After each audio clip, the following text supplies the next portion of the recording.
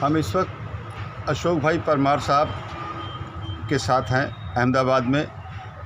उनकी जो फ़ोटो 2002 दंगों के दौरान जो आई थी अखबारों में और टीवी में दिखाई गई, उसको देख कर के रायट का, दंगों के जो डरावनापन था वो ज़ाहिर होता है।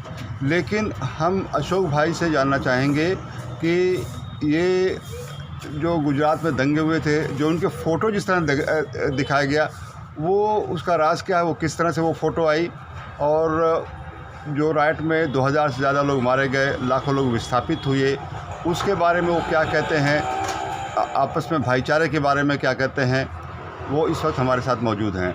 अशोक भाई, आप अब बताइए अपनी बात। दंगों के बारे में आप पूछ रहे हैं, तो उसमें ये मैटर ऐसी है कि 2001 में मैंने घर छोड़ दिया था। छोटा था, 10-11 साल की उम्र में माँ बाप दोनों मर गए थे। बड़ा भाई था, शादीशुदा था, तो हमारी घर में आपस में टकरार होती रहती थी, तो मैंने घर छोड़ दिया था। और यहीं पे मैं जो मोची काम करता हूँ ना, मैं वहीं पे रहता था, सोता था, होटलों में खाना खाता था, और आजू बाजू जो फैक्ट्री या दुकान है वहीं नहाना धोना, कपड़ा हमारा हो जाता था ऐसा। फिर गोधरा में जो हादसा हुआ 27 फरवरी को, तो वहाँ अयोध्या से आने वाले कार सेवकों को जिंदा जला दिया, और यहाँ के वीएचपी बीजेपी ने बंद का ऐलान दिया था। तो हमारा इलाका हिंदू मुस्लिम मिक्स मिले इलाका था, तो मैंने उस दिन धंधा बंद रखा था। और हमारे यहाँ मेरे पड़ोसी एक मुसलमान थे, जो उनका ऑटो गैरेज था, तो उस ऑटो गैरेज के पास ही में बैठा था। 10-साढ़े 10 का टाइम हुआ तो चारों बाजू से पब्लिक इस सड़क पर आने लगी, मुसलमानों को मारो काटो हो करती आने लगी। और उस वक्त क्या था कि मेरी दाढ़ी का शौकीन था, और दाढ़ी मेरी बहुत बड़ी बड़ी थी, और मेरे ऑटो गैरेज पे बैठा हुआ था। तो जो बाहर से पब्लिक आई थी, हमारी लोकल पब्लिक यहाँ की नहीं थी, लेकिन दूसरे जहाँ मुस्लिम बस्ती नहीं होती थी, वहाँ से पूरी हिंदू पब्लिक ये सड़क पर आ गई थी, क्योंकि मेरे सामने मुस्लिम बस्ती थी। तो उनको ऐसा लगा कि मैं मुसलमान हूँ गैरेज वाला, तो उन्होंने मुझे पकड़ लिया मारने के लिए। तो मैंने उनको बोला कि मैं मुसलमान नहीं हूँ, मैं हिंदू हूँ और मोची काम करता हूँ, और ये गैरेज है वो मुसलमान लोग आज आए ही नहीं है बंद का ऐलान की वजह से। तो उन्होंने मुझे छोड़ दिया। जैसे कुछ जान पहचान वाले भी उस टाइम आ गए थे सड़क पर, तो उन्होंने बोला कि हाँ भाई ये मुसलमान नहीं है तो हिंदू है ऐसा, तो उन्होंने मुझे छोड़ दिया। फिर यहाँ सड़क पर हमारे जो मुसलमानों की दुकानें थी सड़क पर, वो पब्लिक ने लूटना जलाना चालू कर दिया था, और यहाँ का माहौल बहुत ख़तरनाक हो गया। तो मुझे ऐसा लगा कि अगर मैं यहाँ रहूँगा और अभी पुलिस आएगी तो ये लोग तो करके चले जाएंगे, मुझे शायद पुलिस पकड़ेगी। तो मैंने बोला अभी होटल में खाने का होता है, हमारे इलाके में सब बंद था, तो मैंने बोला दूसरे इलाके में खाने जाना पड़ेगा। और आज का माहौल ऐसा है कि लोग पब्लिक मुसलमानों को मारने के लिए घूम रही है, बराबर है। और मैं अकेला हूँ, कहीं जाऊँगा लोग पूछेंगे कि कहाँ से आया, क्या करता है, दाढ़ी की वजह से कोई मुसलमान समझ के वापस से अटैक ना कर दे। तो मैंने एक केसरी कलर का कपड़ा मेरे सर पे लगा दिया था, जैसे कि मेरी हिंदू की पहचान हो जाए ऐसा। तो कोई मैं दूसरे हिंदू इलाके में जाऊँ ना, तो वहाँ मुझ पर कोई अटैक नहीं करे। फिर जैसे जैसे टाइम बढ़ता गया था, ऐसे हमारे सड़क पर काफ़ी मुसलमानों की दुकानों का नुकसान हो गया था, और पब्लिक भी घर गई थी पुलिस आने के बाद। तो मैं भी यहाँ से निकल गया, मैंने बोला अब यहाँ रहना ठीक नहीं है, घर पे चलो अभी ऐसा। फिर मैं अपने सड़क पर से चलता चलता अपने घर की ओर निकला, और हमारे वहाँ जब अपनी सड़क पे घर के 4 रास्ता आता है हमारे, वहाँ जाके पहुँचा तो वहाँ 4 रास्ते पे बीजेपी का, बजरंग दल का एक सर्कल पे 4 रास्ते पे बोर्ड लगा हुआ था, जिसमें लिखा था कि हिंदू राष्ट्र का कर्णावती दूतेश्वर प्रखंड आपका हार्दिक स्वागत करते हैं। और हमारे वहाँ भी छोटा दंगा चालू हो गया था, लोग कुछ मुसलमान की दुकानों को तोड़कर वो सामान सड़क पर लाकर जला रहे थे। तो मैं उस सर्कल के पीछे से खड़ा सब देख रहा था, और जो मॉब हिंदू सड़क पर आता जाता था, उनको ऐसा लगा कि आदमी यहाँ का कोई इस इलाके का बीजेपी का या वीएचपी बजरंग दल का कोई कार्यकर्ता लगता है। तो मुझे जय श्री राम ऐसे नारे लगाते लगाते जाते थे सड़क पर से, और सामने में भी उनको जय श्री राम ऐसे जवाब दे रहा था। ये कुछ 11 बजे के आसपास का टाइम हुआ होगा वो टाइम पे। और उसी टाइम पे आपके जैसा पत्रकार वो सड़क पर आके खड़ा हो गया, तो उसको भी ऐसा लगा कि बीजेपी का कोई होगा या बजरंग दल का कोई होगा। तो आके मुझे उस घटना के बारे में पूछा जो गोधरा में हुई थी। तो मैंने बोला कि भाई गोधरा में जो हुआ है वो अच्छा नहीं हुआ है, और उसकी वजह से अभी देखो अहमदाबाद में क्या हालत हो गया है, पब्लिक पागल की तरह रोड पे आ गई है, और मुसलमानों की बेगुनाहों की दुकानों को नुकसान कर रही है ऐसा। तो उस टाइम पे ये सब मैं जो जवाब दे रहा था ना, बहुत गुस्से में दे रहा था, क्योंकि ऐसे टाइम पे क्या है कि आम समाज का हिंदू हो, चाहे वो हिंदू या मुसलमान हो, उसका ही नुकसान होता है। और मैं सब बचपन से देखता आया था हमारे अहमदाबाद की वजह में बहुत दंगा होता था पहले, तो बचपन से सब देखता आया था ऐसा। तो उसने बोला कि ठीक है, आपका गुस्सा और जो आक्रोश है वो सही है, तो मैं आपकी तस्वीर लेना चाहता हूँ, आप गुस्से और आक्रोश वाली तस्वीर दो मुझे। तो मैंने उसी बोर्ड पर खड़े खड़े, जो VHP बजरंग दल का बोर्ड लगा था 4 रस्ते पे, उसी बोर्ड पे खड़े खड़े मैंने गुस्सा और आक्रोश जैसे दिखाया, आक्रोश वाली तस्वीर दी, बस। उसके बाद में मैं घर चला गया था।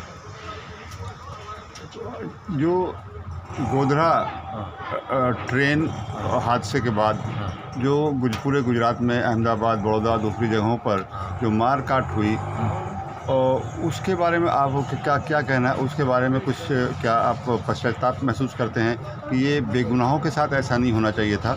जिन्होंने गोधरा कांड में हिस्सा लिया उनको सज़ा मिलनी चाहिए थी। वो तो बात सही है हमारी, आपकी और मेरी, सब मैं भी यही मानता हूँ कि इस तरह संविधान और कानून को लोगों को मानना चाहिए, कानून को हाथ में नहीं लिया। हमारा जो राइट है, अधिकार है कि ऐसी घटनाओं के सामने उसका विरोध करे, प्रदर्शन करे, धरना करे, वो सही है, लेकिन इस तरह लोगों की मारकाट करना तो सही नहीं था ऐसा। तो आपको क्या लगता है कि जो साबरमती ट्रेन में का जो हत्याकांड था उसके लिए क्या आम मुसलमान, अहमदाबाद का मुसलमान जिम्मेदार था? नरोदा पाटिया का, गुलबर्ग सोसाइटी का, ये मुसलमान जिम्मेदार था क्या, जिसकी वजह से यहाँ पर इतना बड़ा हादसा हुआ? इसमें यहाँ का तो कोई मुसलमान जिम्मेदार नहीं था, लेकिन इसमें क्या कि ये पूरी एक सीरियल है। जब से राम मंदिर का आंदोलन शुरू हुआ है तब की ये सीरियल चल रही है, बराबर है। 6 दिसंबर में राम भक्तों ने बाबरी मस्जिद तोड़ दी, उसकी वजह से भी दंगा हुआ, और उसका बाबरी मस्जिद का बदला लेने के लिए गोधरा वालों ने उस टाइम जो राम भक्त अयोध्या से आ रहे थे उनको जलाया। फिर ये पूरी सीरियल चल रही है। फिर वो गोधरा की वजह से यहाँ गुजरात में दंगा हुआ, अहमदाबाद में दंगा हुआ। मतलब हमारे देश के लोगों की जो सामाजिक मानसिकता है ना, कि कुछ लोग 1000-2000 लोग भी गलत काम करते हैं तो पूरी कौम को जिम्मेदार मान लेते हैं। ये आज से नहीं है, आज़ादी से पहले भी इस तरह हुआ है, बंटवारे के टाइम पे इस तरह हुआ है हमारे देश में ऐसा। तो क्या आप इसके लिए, जैसे कि लोग इसका सॉरी महसूस करते हैं कि ये जो हुआ गलत हुआ है, आप इसके बारे में क्या महसूस करते हैं कि जो कुछ यहाँ जो मारकाट हुई गुजरात में 28 फरवरी, 1 मार्च और उसके बाद, और जिसमें इनोसेंट निर्दोष लोगों के साथ ये जुल्म हुआ, ये क्या गलत था? इसमें लोगों को माफ़ी मांगनी चाहिए, माफ़ी मांगनी चाहिए लोगों को। ये गुनाहों को मारना गलत ही है, और जब तक मैं एक पढ़ा लिखा हूँ इंसान हूँ, इस तरह कानून हाथ में नहीं लेना चाहिए। अगर कुछ लोग गलत काम करते हैं तो कानून सज़ा देने के लिए आज हमारे देश में कानून है। हमारे देश में कोई जंगल राज तो है नहीं, आज एक कानूनी व्यवस्था है, संविधान है, लोगों को उस पर भरोसा रखना चाहिए। लेकिन इसमें क्या है कि कुछ जगह जो थी, देखिए हमारे अहमदाबाद में 2 बड़ा दंगा हो गया, नरोड़ा पाटिया और गुलबर्ग सोसाइटी। तो जो अयोध्या में एस कोच में जो लोग मारे गए थे ना, वो ज़्यादातर VHP और BJP से जुड़े हुए लोग थे। तो यहाँ के जो BJP और VHP से बजरंग दल से जुड़े हुए लोग, जो कार्यकर नेता थे ना, उन्होंने उनके इलाके में आम जनता को भड़का के बड़ा दंगा करवा दिया ऐसा। और नरोड़ा पाटिया और गुलबर्ग सोसाइटी में इन लोगों को जिम्मेदार भी माना गया है ना, उनको सज़ा भी दी यहाँ की कोर्ट ने ऐसा। तो क्या उस वक्त अहमदाबाद में पुलिस नहीं थी, एडमिनिस्ट्रेशन नहीं था कि इन दंगों को कंट्रोल करती, या सरकारी तंत्र फेल हो गया था? देखिए, जब तक हमारे इलाके की बात है, मैं उस वक्त इसी इलाके में था, हमारे इलाके में पुलिस थी, लेकिन पुलिस के सामने पब्लिक ज़्यादा थी। 5000 पब्लिक सड़क पर होती तो सामने भी 50 पुलिस वाले थे, क्योंकि दंगा कई जगह चालू हो गया था पूरे अहमदाबाद में, तो पुलिस फोर्स कम पड़ गई थी ऐसा। लेकिन पुलिस ने कोई एक्शन तो लिया नहीं, कहीं पुलिस एक्शन लेती थी, लेकिन कोई डंडा नहीं चलाया, कोई गोली नहीं चलाई लोगों को रोकने के लिए। हाँ, पुलिस फिर पब्लिक की ताकत देखकर चली गई थी ऐसा। और पॉलिटिकल क्या बात हुई वो तो वो लोग ही जाने, क्योंकि मैं तो एक कॉमन मैन हूँ। उस टाइम पे सरकार, पुलिस के और गवर्नमेंट के बीच में क्या चल रहा था वो मैं नहीं जानता हूँ ऐसा। लेकिन मैंने जो मेरी आंखों से देखा है वो तो इस तरह का था कि पुलिस कम थी, पब्लिक ज़्यादा थी। और हमारे इलाके में आम जनता जो पब्लिक सड़क भाई थी, उसको भड़काने वाला उस वक्त तक कोई नहीं था, ना कोई BJP का नेता आया था, ना कोई बजरंग दल वाला था। कॉमन मैन ही सब सड़क पर गुस्सा आक्रोश दिखाते थे ऐसा।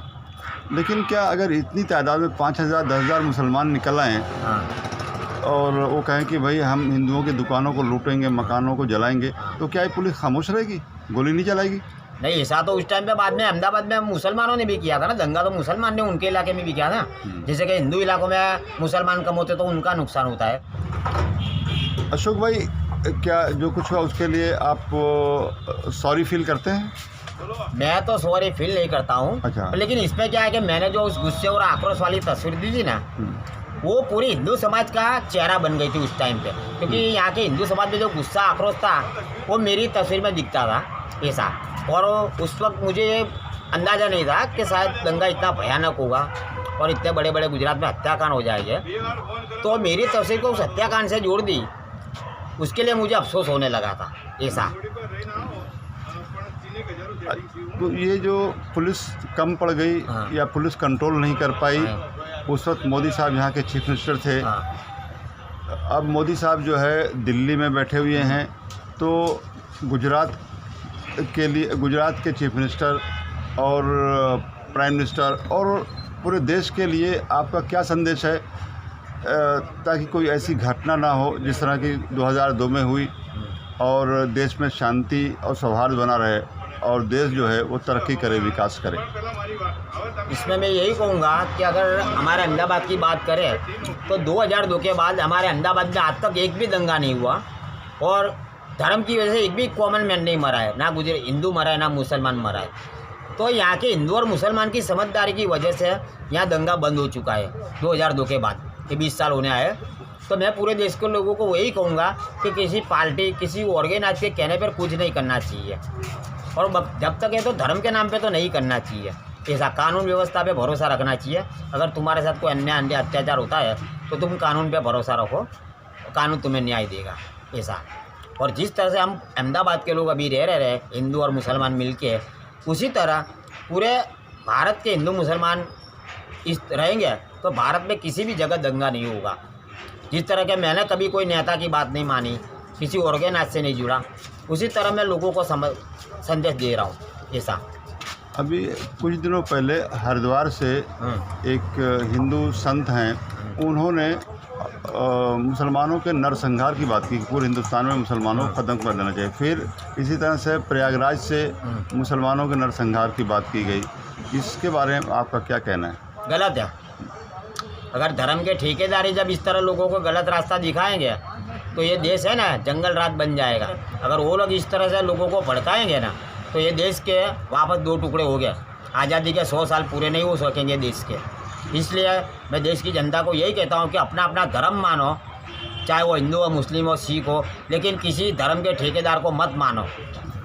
वो किसी भी धर्म का हो, हिंदू धर्म का हो या मुसलमान धर्म का हो, क्योंकि कोई भी धर्म का ठेकेदार तुम्हारा घर चलाने कभी नहीं आएगा। मेरी खुद की बात करूँ तो ये 20 साल हो गए आने आए, मेरी तस्वीर पूरी दुनिया में फैल गई है। कई लोग मेरे इंटरव्यू ले गए, लेकिन आज तक कोई धर्म का ठेकेदार, विश्व हिंदू परिषद वाला, बीजेपी वाला, आरएसएस वाला या बजरंग दल वाला मुझे कभी एक दिन के लिए भी मिलने नहीं आया ऐसा।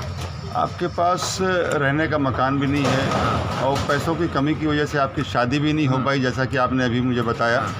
तो और चूँकि आपका वो फ़ोटो आपने बताया कि हिंदुओं में जो वो गोधरा कांड का जो हुआ था उसका एक तरह गुस्से की पहचान बन गया था, तो क्या ये लोग कुछ आए आपकी आर्थिक मदद करने के लिए? VHP, Bajrang Dal, BJP, RSS के लोग?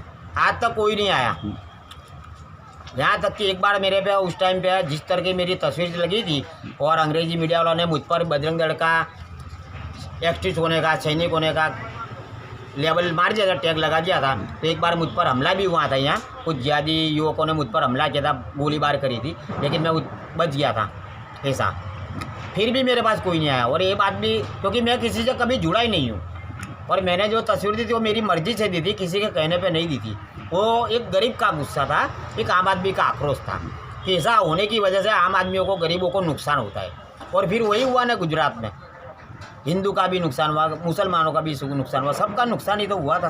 किसी का कम हुआ या किसी का ज़्यादा हुआ, लेकिन हुआ तो सबका ही नुकसान ना ऐसा। अच्छा, इस वक्त आपकी उम्र जो है वो 49 साल 49 ईयर्स की हो गई है और आपने शादी नहीं की है, इसका क्या कारण है? बहुत वजह, एक वजह नहीं है। आज से 74 पहले मेरे बाप ने मुझे हिंदू धर्म में, दलित समाज में और गरीबी में पैदा किया था। बराबर है। और ये तीनों टैक्स जो मेरे जन्म से मुझे मेरे पे लगे ना, ये तीनों टैक्स की वजह से मेरा नुकसान ही हुआ है। दलित होने की वजह से भी नुकसान हुआ है, गरीब होने की वजह से भी नुकसान हुआ है। और मीडिया ने जो मेरी तस्वीरें दिखाई, हिंदू समाज का जो पूरा चेहरा बना दिया था ना, उसकी वजह से भी मेरा नुकसान हुआ। FIR हुई, जेल में गया, एक बार फायरिंग हुई मुझ पर। मतलब इस तस्वीरों को मैंने कभी गलत यूज नहीं किया है। ये तस्वीर मैंने सिर्फ एक समानता और मानवता की भावना से ही दी थी, नेता बनने के लिए भी नहीं दी थी या नोट कमाने के लिए भी नहीं दी थी, ऐसा। तो अशोक भाई जिनकी तस्वीर राइट के दौरान हिंदू आक्रोश का एक प्रतीक, एक सिंबल बन गया था, वो कहते हैं कि जो कुछ भी हुआ वो गलत हुआ, निर्दोषों की हत्या नहीं होनी चाहिए थी, लोगों को धर्म के नाम पर इतना बिल्कुल से भावुक नहीं होना चाहिए, बल्कि मिलजुल के रहना चाहिए, एकता के साथ रहना चाहिए, ताकि किसी का नुकसान ना हो और समाज में जो है देश का विकास हो।